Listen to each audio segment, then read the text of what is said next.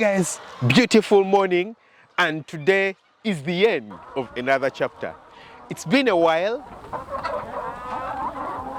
The birds in this chicken house got here as brooded pullets from the breeder farm. You guys do remember the birds that we actually did brood, and they came in here.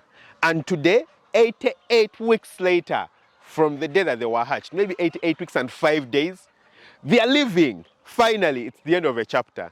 And you know, they are leaving with a very sorrow heart from me, because for me, the goal wasn't actually to sell them right now.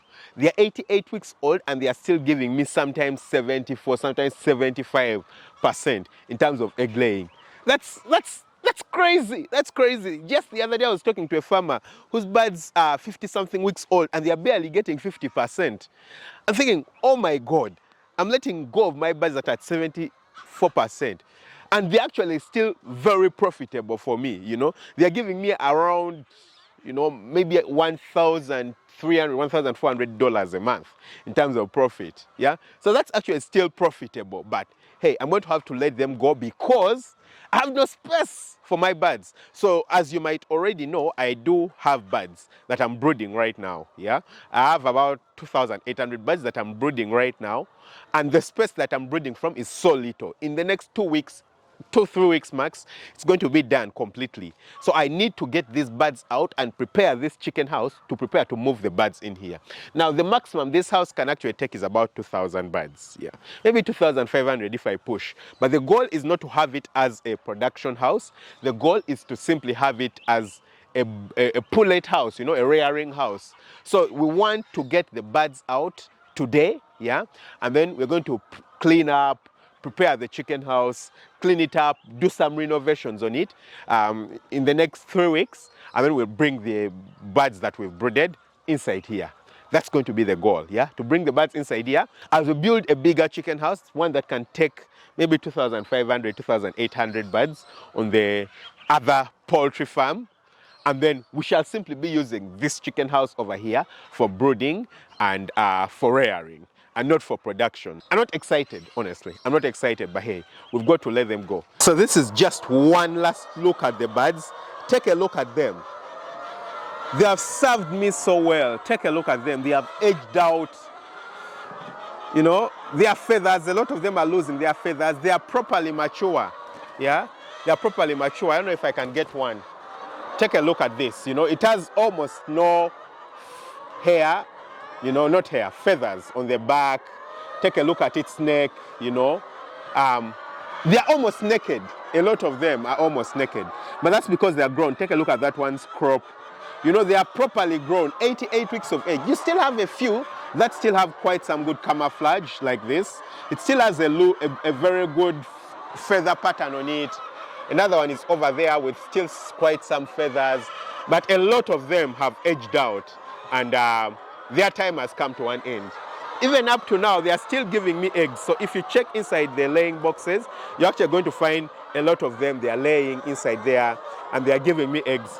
But unfortunately, we are going to have to let go of them. I've already gotten a buyer around. He has come to buy them. And take a look at this one. Yeah? Old and done and dusted. So if you wonder what they're going to be used for, they're going to be sold as chickens for meat. And interestingly, for us here in Uganda, people prefer these off layers to broilers for meat because people prefer the harder meat. And this has a bit more taste compared to the broilers. Yeah, it has a bit more taste. So they're going to be sold off and they'll be consumed as chickens for meat. Of course, this is like the last amount of money that I'm getting from them. And I'm planning to use this money to first of all renovate this very chicken house.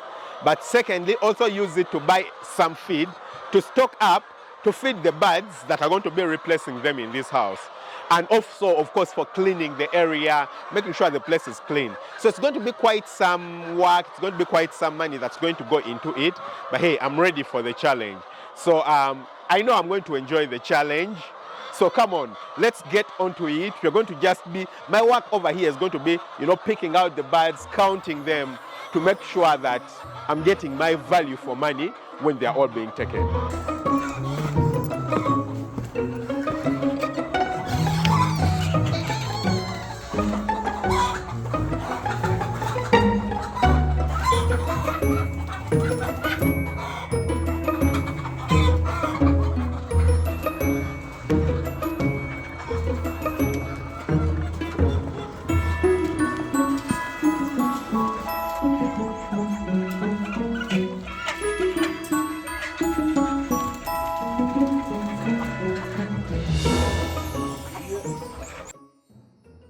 So guys, when the birds got out, all the birds, by the way, it's a few days later, but when the birds got out, we removed all the manure from the chicken house. It was quite an amount of manure, especially on the lower floor. Oh my God, it was quite an amount of manure. Unfortunately, I wasn't around to do the recording while we were getting out everything, yeah?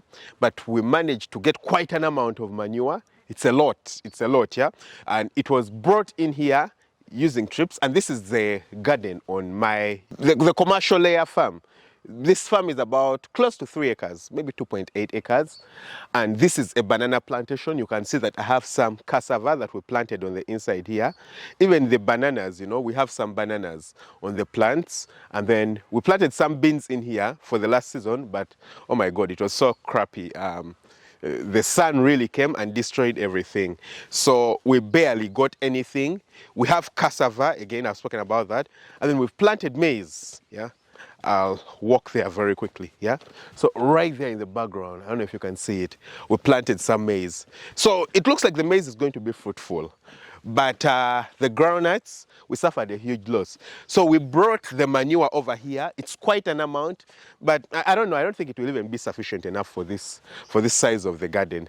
So what we did is that we first dumped it in heaps. You can see it, for example, in this heap right here. This is one of the trees that I planted. I planted quite a number of trees on the farm. Yeah, it's a species called Grevillea. You can see it right here. Yeah, there are quite a number of them. Maybe some of them are too close to each other. There's another one over there, another one right there in the distance over there. Yeah, so I've planted them in a huge line. I probably have around 400 planted around the farm. And this is the manure right here. You can see it. If I stepped in it, it would sink. I've managed to get to the top of it. So this is the heap right here, as you can see it. Just one of the heaps. Another one is right here. We dug a hole over here where we were picking out marram. Yeah, this hole was dug to get out marram when we were constructing the store over there.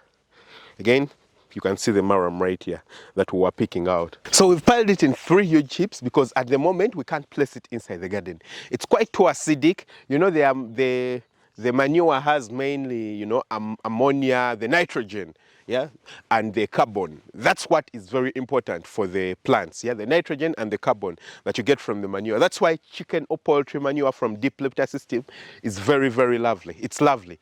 So that's what our goal is, to get from this manure. But it's quite too acidic at the moment. If you place it in the garden right now, it will destroy the plants. So the best thing to do is to give it some time to decompose right here, you know, give it maybe a month or 2 and let the rains go through it. Just let it lose all the heat and all the acidity. It will become perfect manure that you can just spread in the garden. So we've placed it right here, and now that I've sold the birds and, you know, the birds have gone, I actually celebrated, guys. I celebrated. I bought myself a motorcycle, yeah, as a little gift for selling the birds. You know, when I off-laid the birds, I used some of the little money from off-laying the birds to buy myself a motorcycle, a scooter, so that when I'm moving around the farm in this area, I don't need to, you know, use a car every time. You know, I'm just moving to close by places, maybe 2 kilometers away, 3 kilometers away. I don't need to keep moving around with a car. You know, close places I can walk. If it's 2-3 kilometers, I have to save time, you know. So I can just use the scooter, move around, make sure things are being done properly.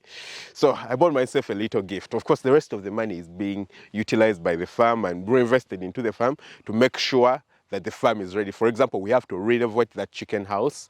Now that we've gotten all the manure out, we have to renovate the chicken house, make sure it's clean before we move the birds that we are brooding over there. So we're already running out of time in terms of preparing the space for that chicken house, but I know that we're going to have good results. Guys, this flock has been awesome. This has been the best flock. Culled it at over 88 weeks of age, and they were still giving me a good percentage. It's only that I had to prepare the chicken house, you know, for this new flock. But if I didn't have to, I certainly wouldn't.